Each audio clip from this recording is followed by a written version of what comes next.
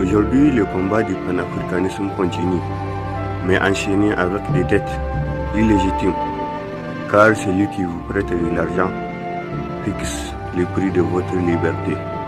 Avec la France-Afrique, la France a quitté l'Afrique par la porte, mais revient par la fenêtre, disait Félix Houphouët-Boigny. Nos armes sont les livres de Cheikh Anta Diop, les chants de Myriam Makeba, les titres de la jeunesse insurgée, les cris de Fatou Diom, les chants de Smarty, de Hélène, de Youssoufa, de Kerry James et beaucoup d'autres soldats qui considèrent que la lâcheté n'est pas un bon moyen de combat. L'Afrique n'est pas un musée de la souffrance, mais un chantier de la renaissance. L'Afrique aux Africains. Voilà le cri de ralliement qui a traversé les océans, qui a brisé les chaînes et des siècles d'oppression. Le panafricanisme n'est pas une simple idéologie, c'est un ouragan de résistance, un poème épique, écrit avec le sang des martyrs, une synthèse de toute l'élite pour la dignité noire.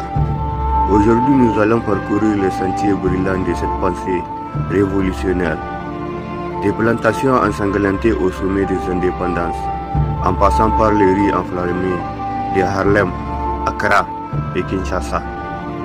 Nous invoquerons les esprits de Marcus Garvey, de Kwame Nkrumah, de Thomas Sankara, de Patrice Lumumba et tant d'autres guerriers qui ont transformé l'espoir en armes, les rêves en manifeste, le désespoir en espoir, bref, le pessimisme en optimisme.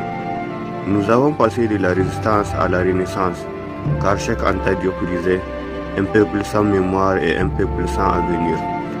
Le panafricanisme est né dans les entrailles de la souffrance, là où les fers de l'esclavage tentaient d'effacer jusqu'au souvenir de la terre-mère. Mais comme le phénix, l'Afrique s'est réveillée de ses cendres. Toucher l'ouverture en Haïti a prouvé que la liberté ne se mendie pas, elle se prend. Tout comme Aimé Césaire qui disait que l'indépendance et la liberté ne se négocient pas. L'Afrique saignait, mais son cœur battait encore sous le coup de fouet du colonialisme, comme du néocolonialisme. Ce qui nous a permis de passer de la révolte à la destruction de l'ordre ancien. Car les palais des rois sont bâtis sur des ossements